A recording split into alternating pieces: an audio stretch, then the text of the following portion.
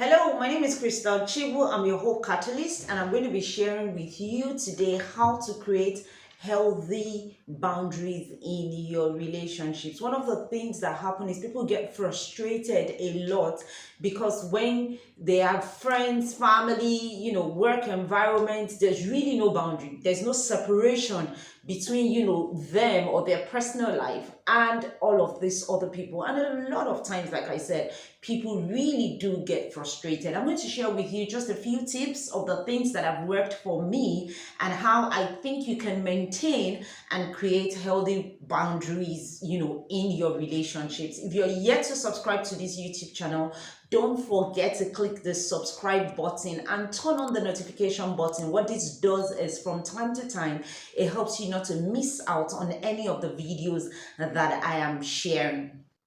If you think of a house, for instance, and houses are separated by boundaries. For some people, it's gates. What that does basically is it fences out or puts away what you don't want to come inside. And every house that I know have boundaries. It's different. The kind of boundaries are different, but yes, they are boundaries. So you know that this house is separated from this house, and even when you come inside the house, the rooms are also separated. And that's why it's important that you have boundaries in your life, boundaries, and you only give permission and access to the people that you want to have permission and access. The good book that I read talks about guarding your heart, because out of it flows out the issues of life. So that's also like, creating a boundary around your heart to ensure that you only give out the things that you want to give out. So or you give permission or access to the people that you want to give access and permission to. Have you ever tried to call somebody and the person is not picking the call at the time that you're calling them, and they probably just send you a message and say, oh, can you send me a message, I'm busy right now, I'll get back to you when I can? That basically is trying to create a boundary to ensure that they have their space. One of the benefits of having boundaries is having a cool mental health space, because when you have your boundaries set and your boundaries in place, you're happy, you're in your happy place. Literally, people are not just going to trespass on you or trespass on whatever it is that you don't want to give them access to. And I think that's one of the biggest benefits of having boundaries in place. So the first thing that I'm going to say in creating boundaries and setting boundaries is that you understand who you are. You become self-aware. You can't create boundaries when you don't know who you are, when you don't know, what you want and who you want around you per time. So you first need to have your self-awareness, understanding the things that matter to you and all of that. So for instance, somebody once asked me, Krista, how do I create a boundary between my husband and I? I'm like, you've already given the person permission now. So it's really difficult, in some intimate relationships to create boundaries. But when you understand yourself very well, you know how to put in place the needed things that needs to be in place for you to have that boundaries set.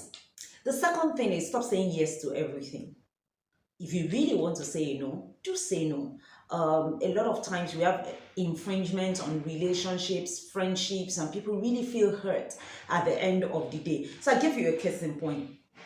At some point, I used to really have my house be where people drop their kids and everybody have their kids over. Whether it's convenient or not, I just say yes to it. And, I don't even express and say, oh, I intended to go out, because they are children and I love kids. I'm just like, you know what, it's okay. Drop your kids over at mine. And consistently afterwards, I get hurt. My friends did not even know that it wasn't convenient for me. So they just go, knowing that they can always rely on me when it comes to this thing. So really, if you mean to say yes, then say yes. If you really mean to say no, then it's okay to say no. The world is not going to crash down on you. So basically, one of the things that you have to do is speak up, speak up, speak up. It's sometimes difficult for us to, want to voice our opinion, and especially in very intimate relationships, whether it's with your boyfriend, whether it's with your husband, or with your wife, or with your mother, or with your uncle. And people just go on ahead and guilt trip you into doing the things that you don't want to do. So I want to encourage you to speak up. I want to encourage you to speak your mind. After you have set those things in place, you have said, you know what, for me, for instance, people that are close to me know it. I sleep by 8 p.m. And honestly, half the time when I'm awake after that time, I'm really not useful to you. So they already know. I've already put it ahead, of whatever it is that I want to do, and tell people that I sleep by 8 p.m. So if I'm lucky to be awake by 9, I can attend to you, but I'm not even going to try to attend to you. And one of the things that just came to me right now is talking about, boundaries in the workplace. One of the very good things as an employee to do with your employer is to make it very clear some things that, you expect, and some things that you probably not be able to do. So I remember, for instance, when I was in paid employment and I was, reporting to someone else. My boss knew, for instance, that on Wednesdays I went to church.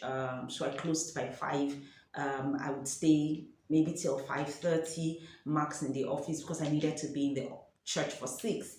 And that was something that was very clear. There were days when I had to stretch though, but really it was something that was clear, and we both had an understanding. So you can create boundaries at home, amongst your friends, in church, in the workplace. And I think it's one of the coolest things that helps you keep your mental health space, that helps you keep your mental health space intact. I hope this has helped you. If it has, then click the share button and drop me a comment and let me know what you are thinking on how to set boundaries. Have a lovely day.